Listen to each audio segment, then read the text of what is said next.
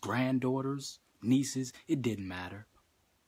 Sent in so they can make more slaves by purposes of breeding as if they were animals. Because remember, they think of us as animals.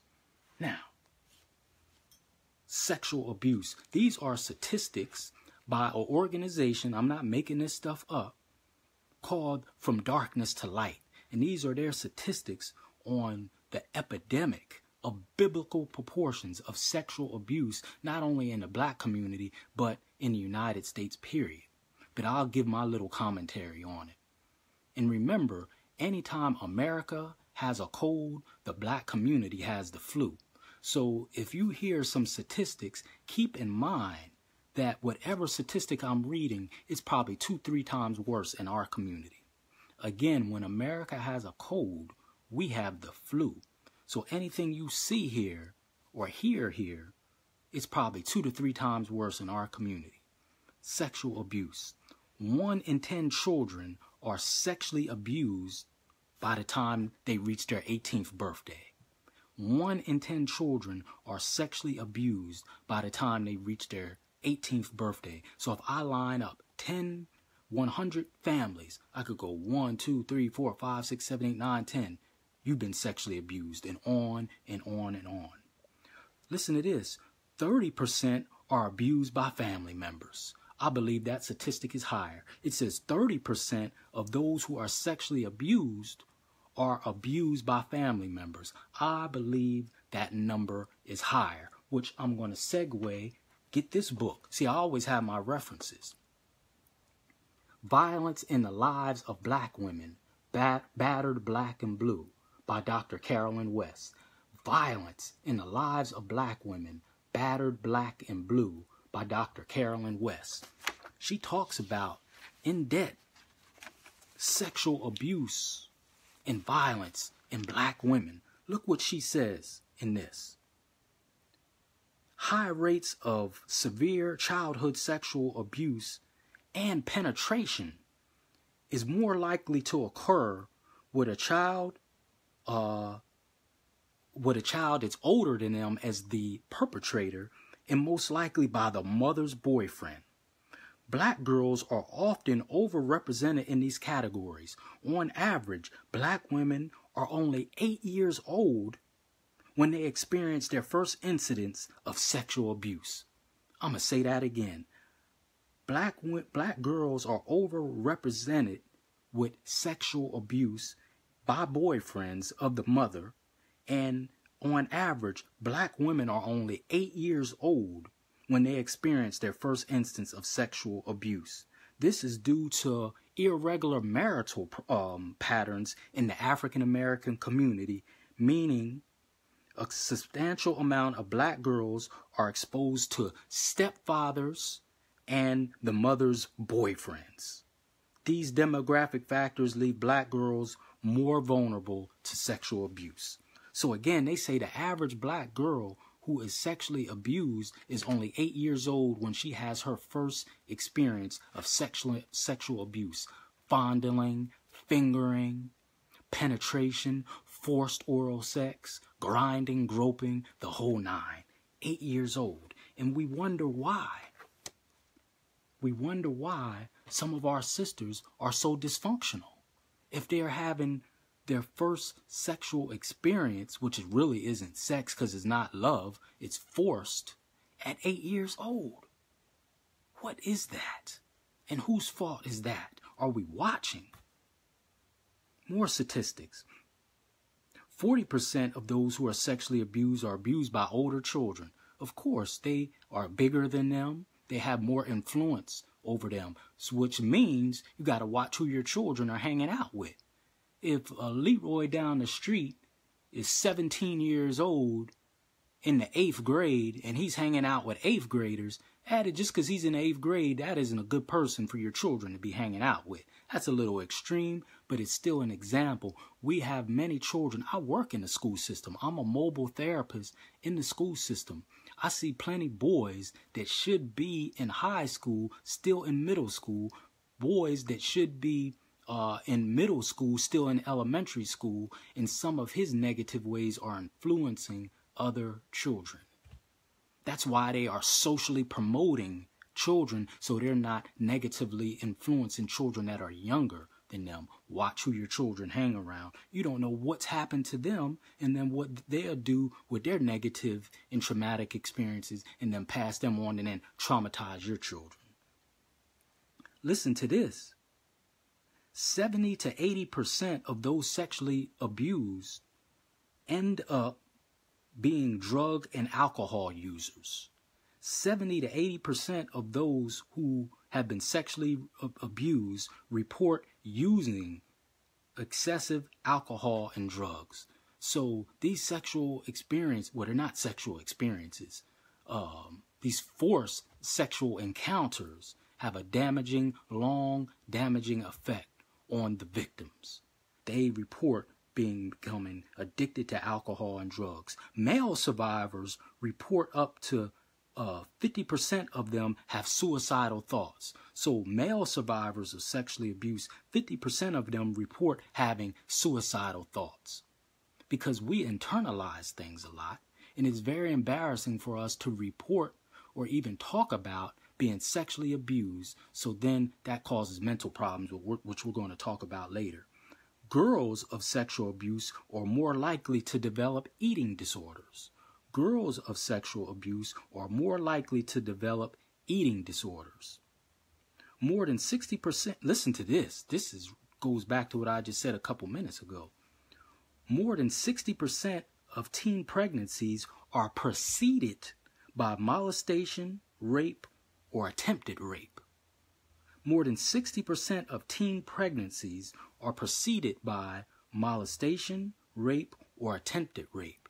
So what that is saying is, from my interpretation, is many girls who get pregnant at an early age may have been a victim of sexual abuse.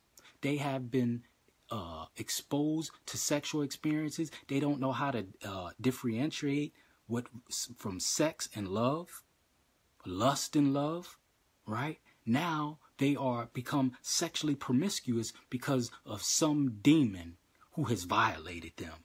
Now their life is turned upside down because they don't know how to distinguish and put in the proper perspective that what was supposed to be sex, but it's not sex, it's forced, it's rape, it's molestation. Now they become sexually promiscuous. Now they end up pregnant. And then the person who violated them, he's out of the picture. You just possibly ruined a life. These people who do these things, these pedophiles, these rapists, these molesters, they're so selfish that they don't even take into consideration how they could possibly be ruining someone's life. They just think it's just some sexual experience. Children who don't tell about the rape or the molestation or the sexual abuse are likely to develop mental, emotional, social, and physical disorders. Children who don't tell are more likely to develop mental, emotional, social, and physical disorders and issues. So it has a long-lasting, damaging effect when children or anyone is sexually abused, but especially children, because it's almost like a lifelong scar. These are the statistics, and I could give more, but it's too depressing. I just wanted to put out there the damaging effects and the horrors of sexual abuse. Here's a hotline number in case someone will want to use it. I always try to give resources. 1-800-656-4673. 1-800-656-4673. If you want to report sexual abuse, if you want to get some help or counseling, or if you know someone who wants to get help or counseling, that's the number. This is the Hour of Power with Brother Sharif. Go to Hour of Power, Sharif Hamid on YouTube. Subscribe and share so we can continue to lift the mind, body, and soul of our people. This is a very, very serious issue. Like I said, it's damaging individuals and damaging families and warping a lot of people who are victims of this, their perception about love, sexuality, and relationships. That's how damaging this is, and how selfish of someone to try to take advantage and take the innocence of a child. I gave you the statistics. You don't need to be no researcher, no scientist, or no doctor, no therapist, no counselor to know the damaging effects of someone being sexually abused. But the statistics are right there. That last one and that next to last one that I read. Children who don't tell are more likely to develop mental, emotional, social, and physical issues. Like I said, I'm a mobile therapist. I go into schools, homes, community centers, daycares, whatever. And more, I am seeing people reporting sexual abuse. I mean, it's almost every day. I'm seeing it. 5-year-olds, 6-year-olds, 9, 10-year-olds. And many of them don't even have any counseling. No wonder some of our boys are so volatile. You don't know what caused that. Some of our girls, they're so dysfunctional. But a lot of it is coming from this, being sexually abused. I've witnessed it myself. I'm going to say it again. I've witnessed it and been on, quote unquote, the receiving end of it myself. And I'm a counselor and a therapist. I had a neighbor when I was just yay big. She was trusted by my parents to look after me. And part of it is on them because when this girl was watching me, all they were doing was running to Atlantic City and carrying on and partying. As much as I love my mom and dad, right is right and wrong is wrong. My mom and dad would go back and forth to Atlantic City, put me in the care of this girl who was much older than me because she was a neighbor. And this girl had me doing all kind of freaky stuff with her. And I was just maybe, it was so long ago, maybe 8 or 9 years old. And I'm a counselor and therapist. Tell me if I'm wrong.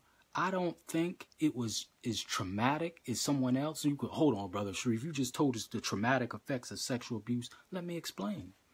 I don't believe it was as traumatic because the few people that I shared it with, they glamorized it. It was like, oh man, you smashed that old head?